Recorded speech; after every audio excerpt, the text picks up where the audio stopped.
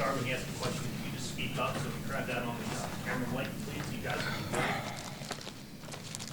Here with Johns Hopkins, we just called Randolph-Macon in the NCAA Quarterfinals 39-36, joined by head coach Greg Romero, student athletes Oliver Craddock and Bay Harvey. Greg, if you could just start with an opening comment about the game, and then we'll have some questions. Yeah, what a game. I mean, back and forth. They're really good, so congrats to Pedro and Macon.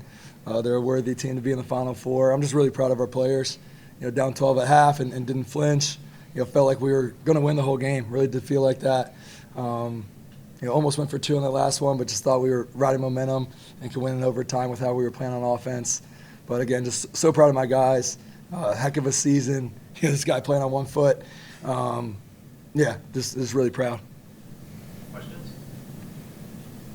Babe, let's talk about how you kind of felt during that game. I mean, what is your status? What were you cutting out for that game right there? Last week I just had a slight foot injury that's been bothering me the whole week. So that was just what was bothering me out there, but I mean, didn't really change the game that much. Great. Can you walk us through the thought process of deciding whether to go for the 2-point or just settle for the extra point on that last touchdown? Yeah, I think I'm still thinking about it a little bit, right? Called the timeout. Didn't think we needed 3 timeouts on the last drive. Weren't going to call 3 timeouts to make them punt. Use the 1 on 3rd and 10. We had a play that we put in yesterday that I liked and didn't love. So again, with how we were playing on offense, I just felt like we would score in overtime. I just thought the D would get a stop, and it was a good drive by them. Great 3rd down completion, and obviously a nice field goal there at the end. So probably would do it again the same. Obviously not if you knew the outcome, but. And the other thought was if you go for 2 and get it, right, it puts them in hyper mode to go score. We're in a tie game. If they don't get that 3rd down conversion, the clock's running, maybe they settle down and play for overtime. So it would change how they were thinking on offense. So, about 500 thoughts go through your head during that timeout. But, again, I just thought we had a good shot in overtime. What did you say to the team at halftime down by 12 and, not really hitting a rhythm, it felt like, especially in the second quarter? I actually don't say anything at halftime. So the coordinators talked to them, and we were moving the ball fine. We had 240 yards at halftime. So we were moving the ball fine, just not scoring and finishing on drives. And they had some big plays. They're really good. Had some big plays, but again, didn't think like their offense was rolling. I just thought they had some big plays that they took advantage of. And our defense always makes good adjustments at halftime. You saw that right away. Kickoff lets them get out to the 30. The defense gets a stand. So I thought like we came out really well prepared in the 3rd quarter. Basically, a rush for 285 yards. Was there anything in particular on run defense that was plaguing you guys? Not really. I mean, they have good scheme, good players. They do a good job of getting the ball out on the edge or making stuff difficult for us in the middle. So I thought the game plan going in was good. A few missed tackles, especially in the first half. But in the long run, they just made more plays than we did. You had that big interception in the second half that basically kept that momentum alive for you guys. What did you see in that play that enabled you to basically fall on the ground and have the ball laying on you and grab it at the last second? Yeah. We practiced that play a few times this week, talked everything through. It's a good play, kind of sending 3 or 4 guys into the boundary at different levels, and just hoping that one of them slips by. But coach prepared us to play it, and I was just there to make a play. Hey, like Craig said, you guys were moving the ball in the first half, just weren't getting the points that you might have expected.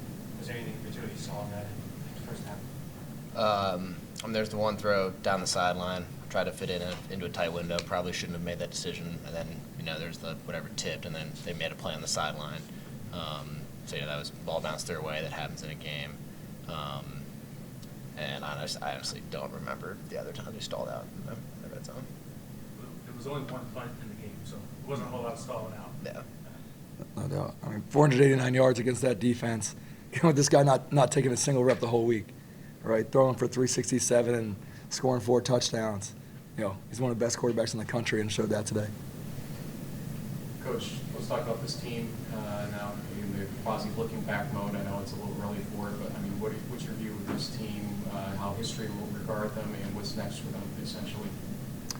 Yeah, I've been here on our whole run, right, as an assistant coach and coordinator, now head coach. This team's right up there with the best that we've ever had.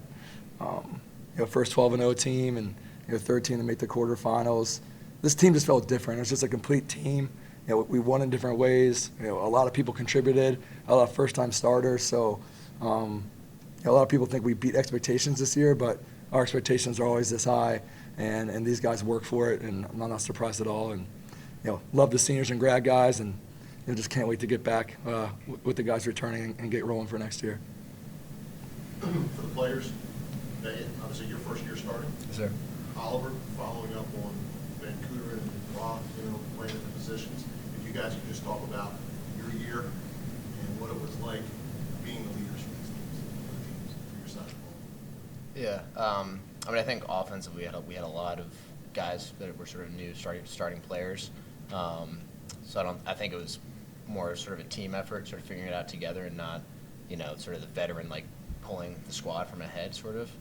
So I think we just everybody sort of found the groove and found a way to work together. And at least offensively, I think that's kind of how the whole season went.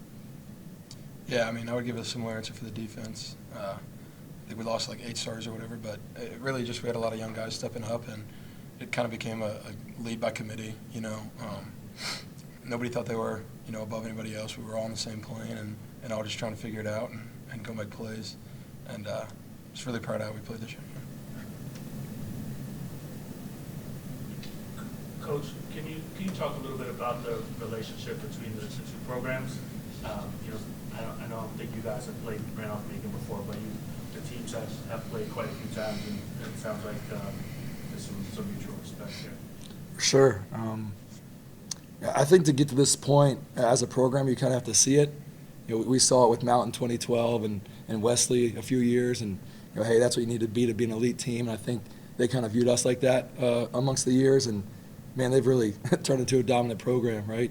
Where the ODAC used to be a 4 or 5 team race, they're kind of dominating now. So Pedro's done a great job, and they have great players, and the facilities are nice. So I think they've really stepped it up as an overall program, and you can see it out there today. There's no fluke while they're here and playing.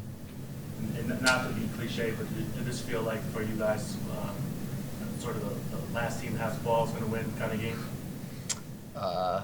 In a way, I think once we sort of came back in the second half, I think the offense had no doubt in their mind that we would score every drive and be able to win the game that way.